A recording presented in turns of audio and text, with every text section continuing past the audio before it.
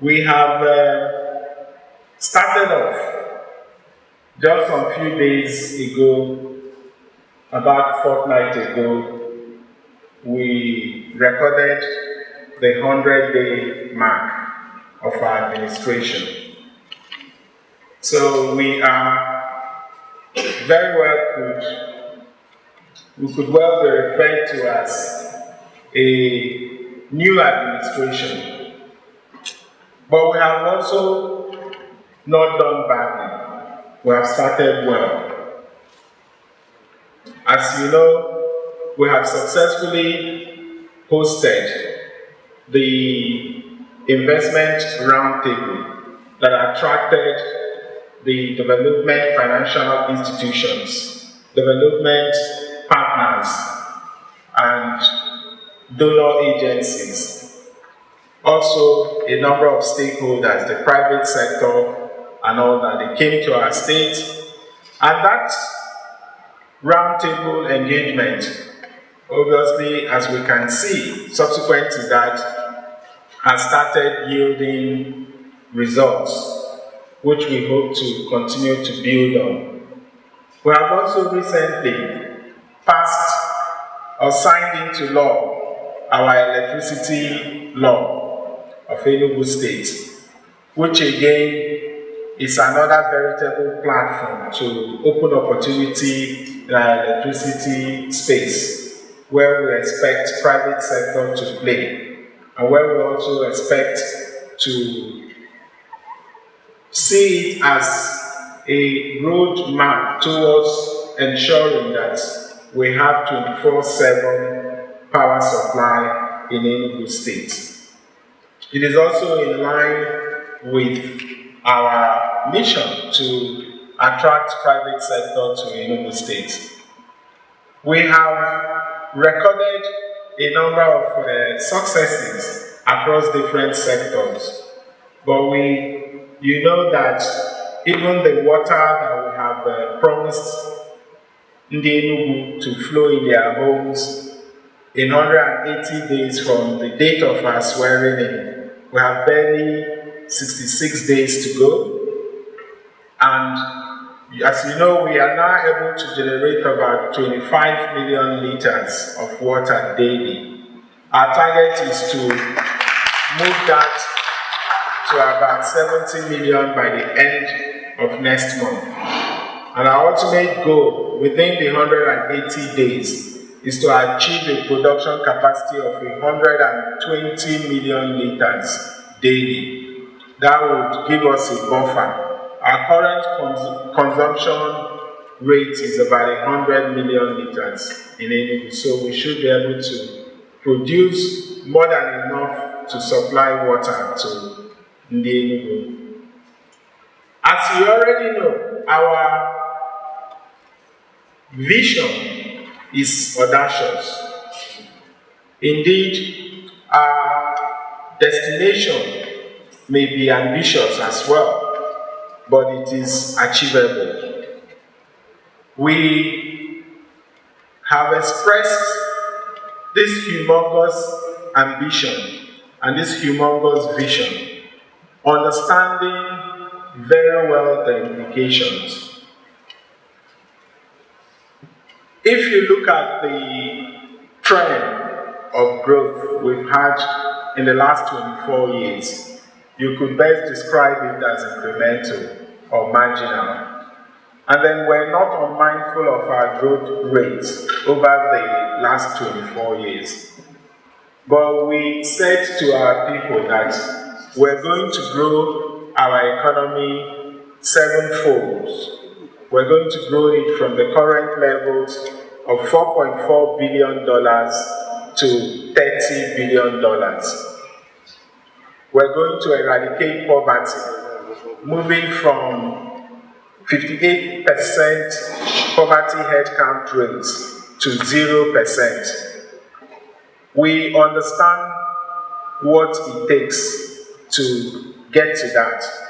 We know that all that we have expressed, making Enugu State the premier destination for investment, business, living, and tourism, we know that all that we have expressed abhor gradualism. It means that we have to pick up a model that would enable us grow exponentially. It's not unique.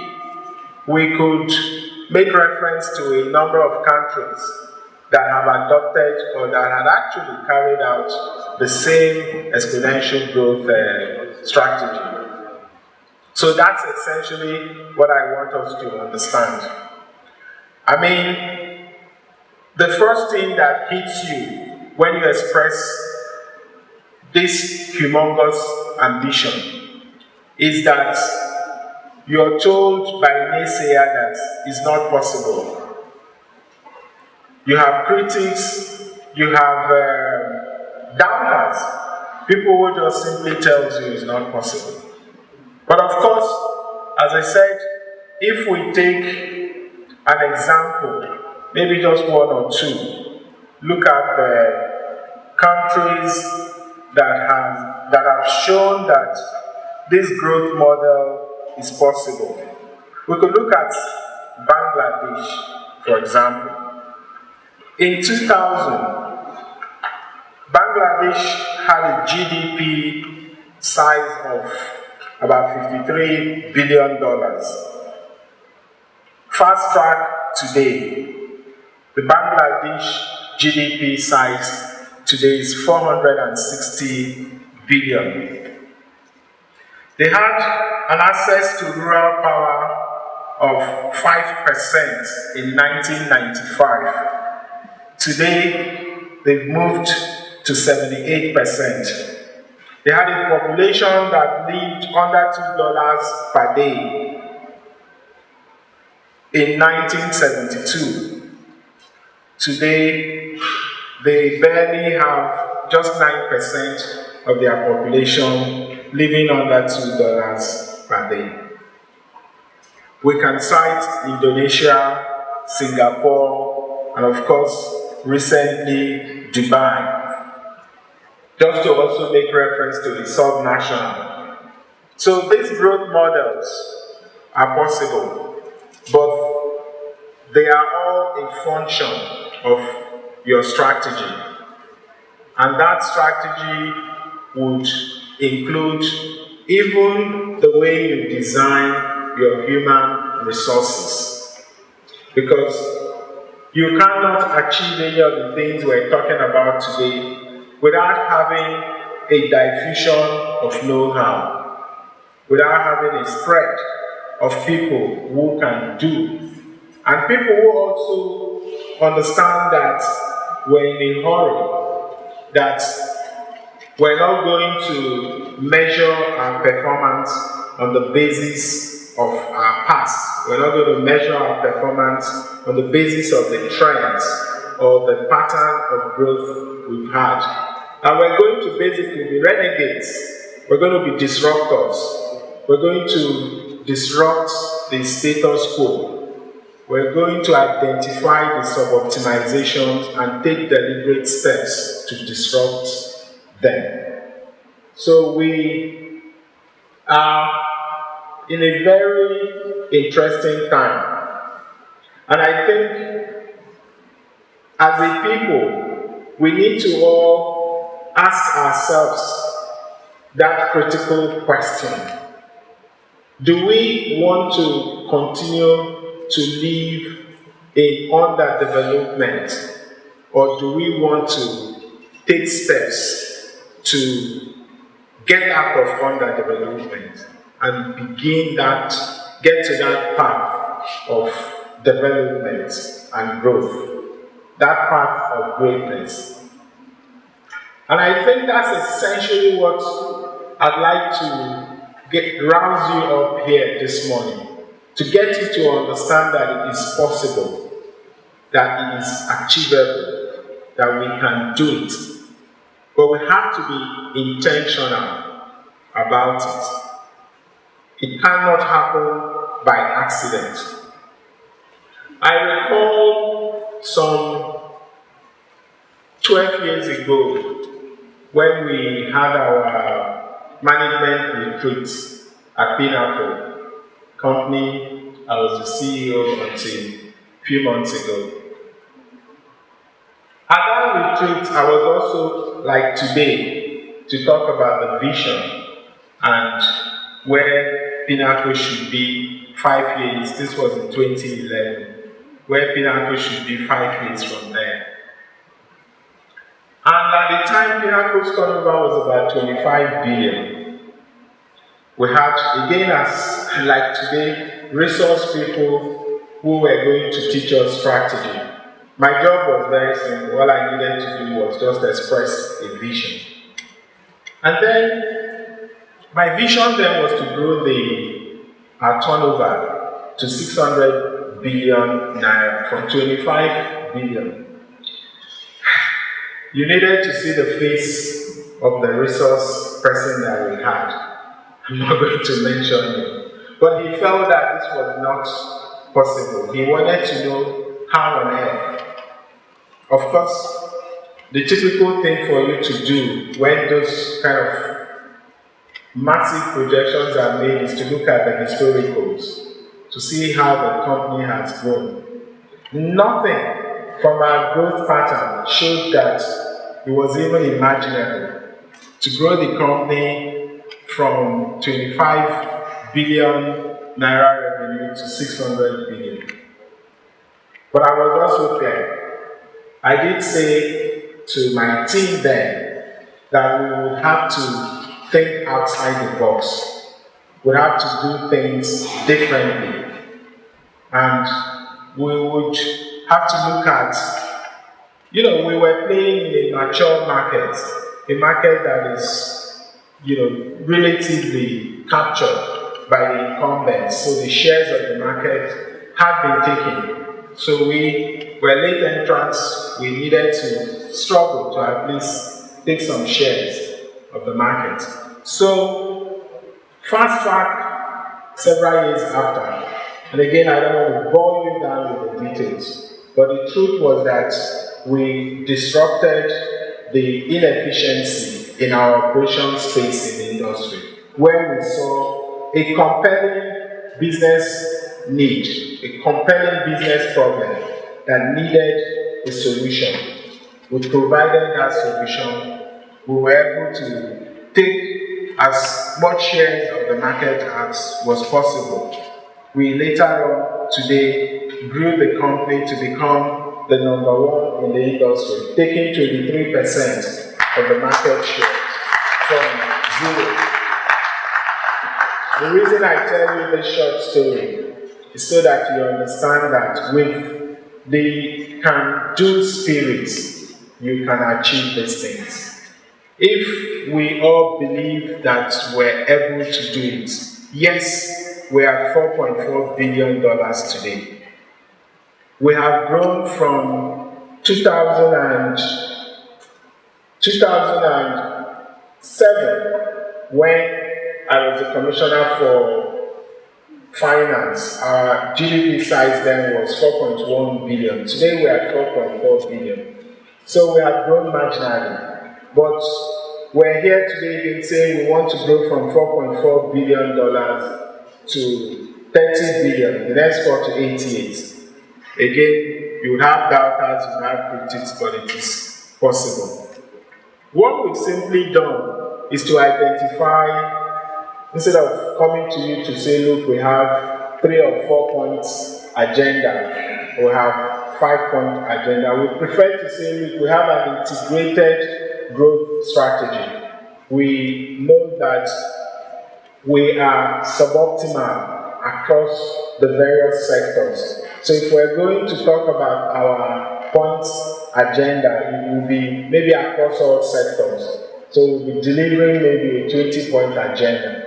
So we felt that would be clumsy. So we said, look, we are going to do an integrated growth productivity. We're going to look at sectors that are critical, where we know that we've been suboptimal in terms of our productivity. And we're going to enhance our productivity in those sectors. We're going to deploy technology and use that to grow. And if you want to begin to pick them sector by sector, let's take agriculture for example. We believe that in agriculture we can grow exponentially in that space, and that currently with our production rates we're very suboptimal. We're not doing as much as we should do in that sector. So we're looking at growing that sector to a point where we're not just dealing with food security, but we're looking at exports. And once we have that mindset, it means that the guy in charge of agriculture will be telling us clearly where we are. And again, understanding where you are is very important in crafting your strategy. Because if we do not know clearly where we are, those baseline data would guide us to be able to plan so that we can also measure. We can look at our growth and say, yes, we've been able to grow from this point A to point B. So we're looking at an exponential growth in the agriculture sector.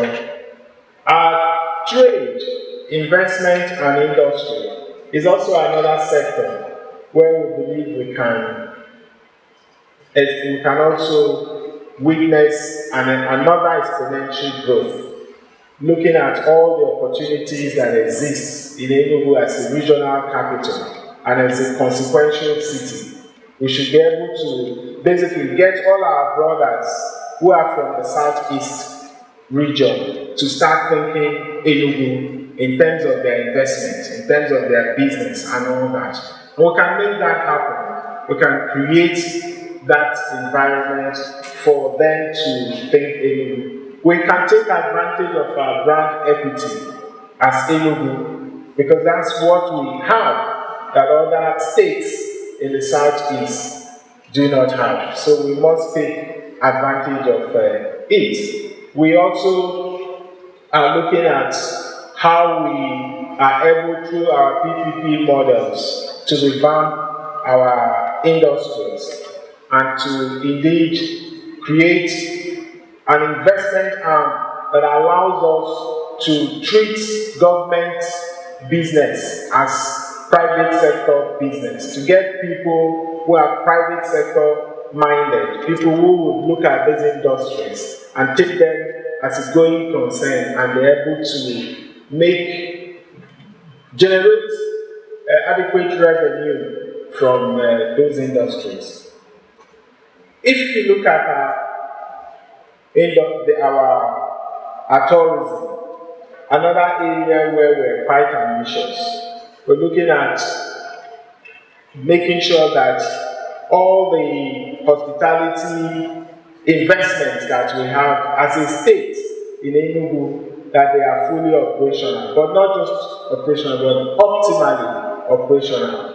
And we can also attract private sector investment in that space. We're looking at developing Enugu to make sure we have Enugu as where you can come to in Africa and you have the same experience as you do when you travel to Orlando, the Walt Disney, or when you travel to Paris, the Euro Disney. You can have the Afro Disney in Enugu. We sure can have that investment. But this whole thing, again, as I will come back to in a minute, when I talk about infrastructure, they're all integrated. You must be deliberate. You must enable this environment to attract this high level of investment. Investment flows into your state would happen, but government must also be deliberate. You must enable it. In our housing sector, again, we believe that Enugu deserves a new look. We want to have a new Enugu city. And then, of course, that new Enugu city should be able to rival Dubai. It should actually be better than Dubai. It should be nothing like it in Africa. Okay? And if we could just spend maybe 1 or 2 minutes to take a peek what that new city could look like. Enugu New City, a vibrant, integrated metropolis driven by manufacturing, commerce, and tourism. Can we all see Set on a this? spacious greenfield site and supported by reliable infrastructure. Together, we unite in collaborative efforts.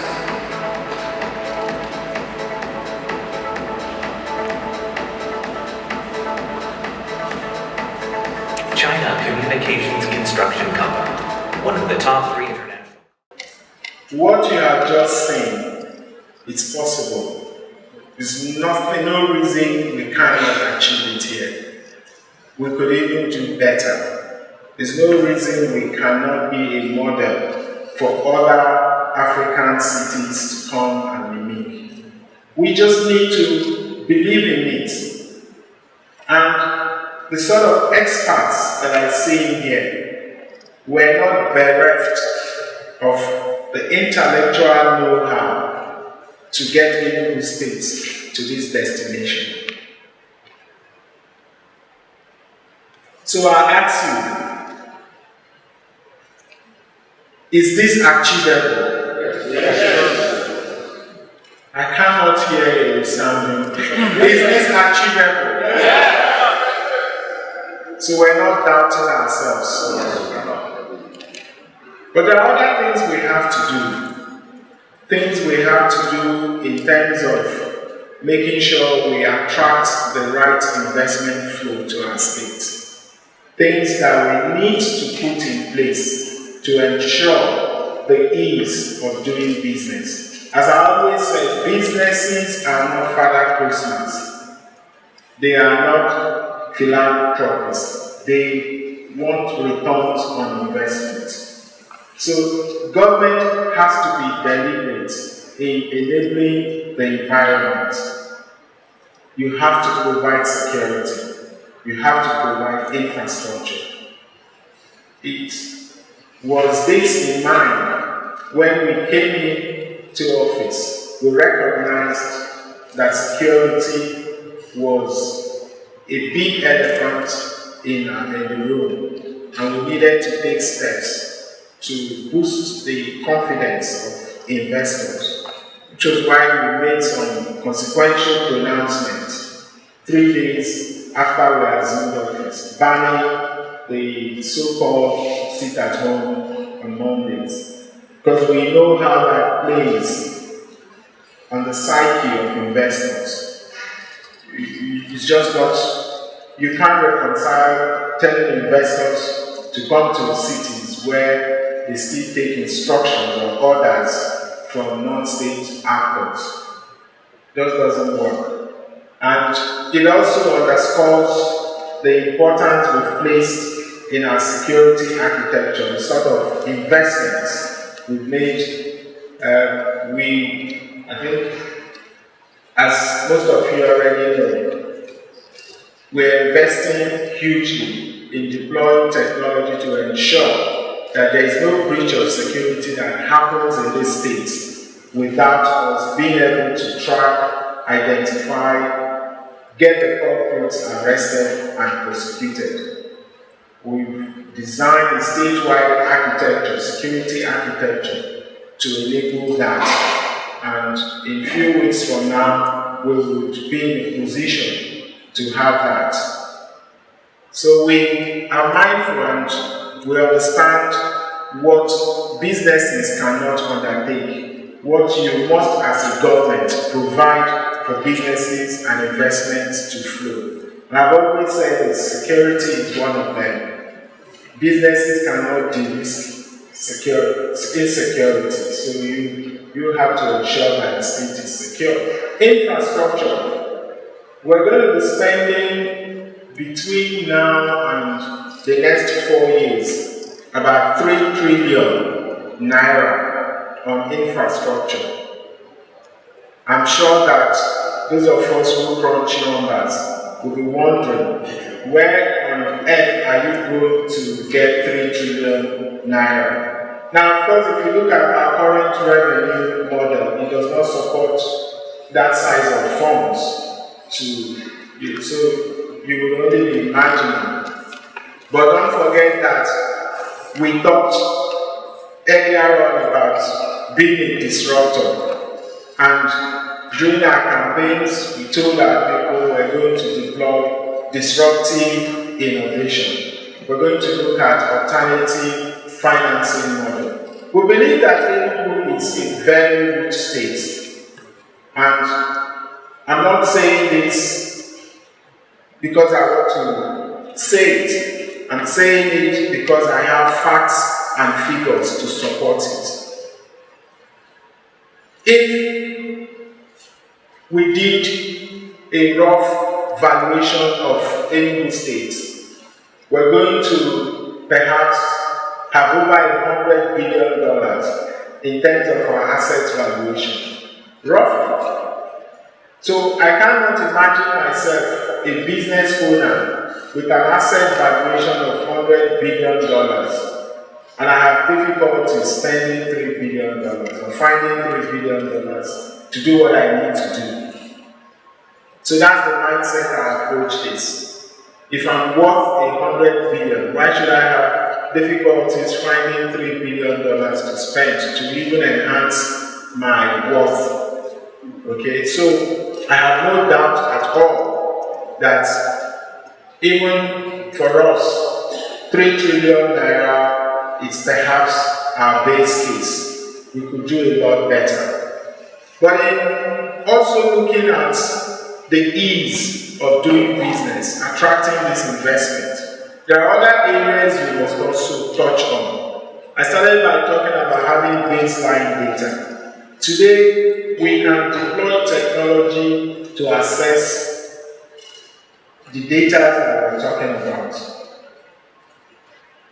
GIS is going to be critical across all the sectors. We're going to have a robust GIS data because that is going to help us in our planning. Even the growth we're talking about in agriculture, where we intend to earmark 300,000 hectares of land for both farming, crop farming, livestock farming, fisheries, and the rest of it. We'll need GIS to do that. We need to know the boundaries of our state. We need to know every piece of asset, every piece of land that we own here. We also need to conduct a geospatial mapping to be able to ascertain the right quantity of assets we have both in the energy and the solid mineral space. And we need to be interested in those assets. We need to be able to develop them. We need to be able to generate revenue from them.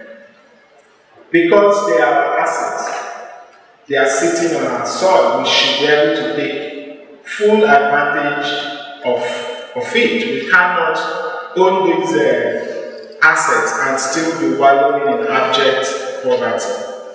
We must harness them and we must deploy them for the benefit of the benefit of our children and children unborn. So that we cannot be talking about how do we find the money. It is around us. But again, we have to think outside the box. We need to erase from our head a revenue model that focuses largely on revenue from the Federation account.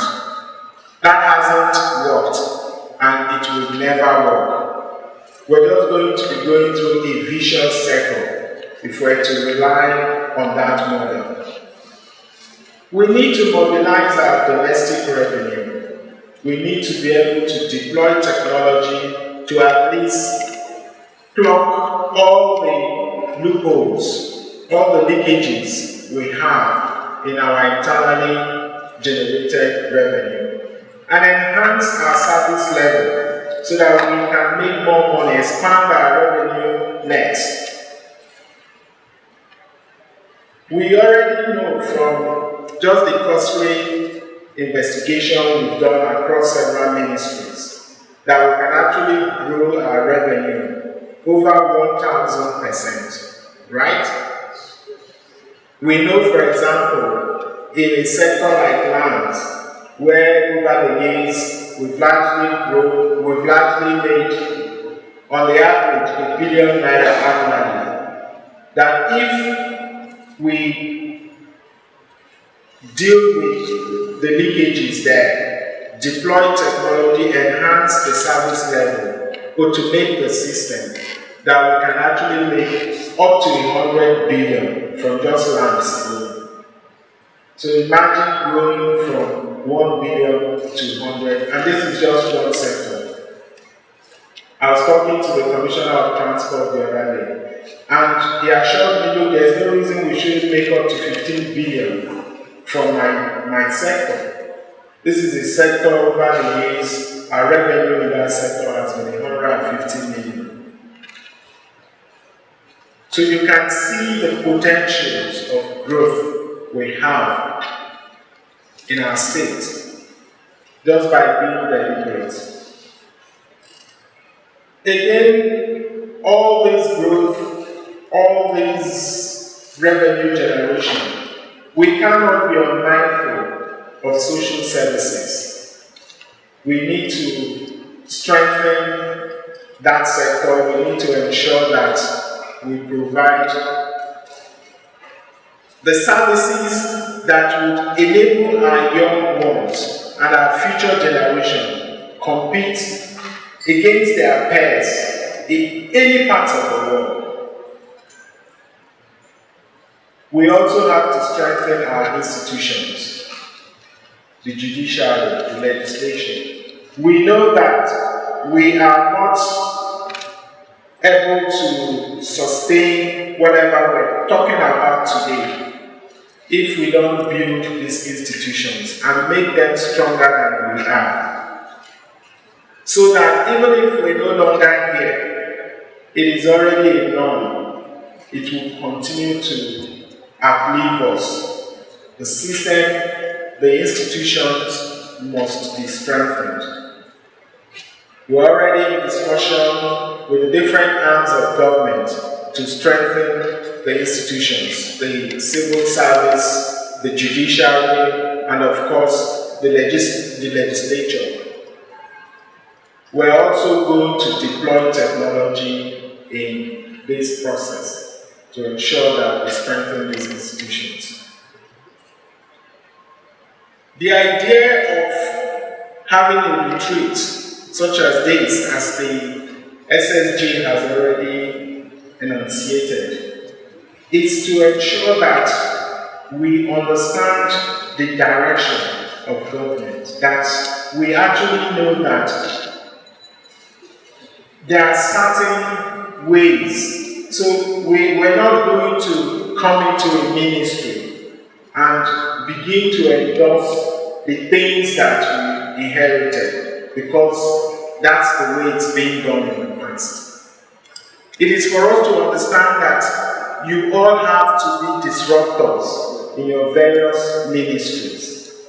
You have to be able to disrupt the inefficiencies and to ensure that we optimize our processes and make sure that it fits into the overall objective of government, which is growing our economy exponentially, making sure we eradicate poverty, and having Enugu as a preferred destination for business. So I'm going to pause here and then just come back to the question I had asked earlier.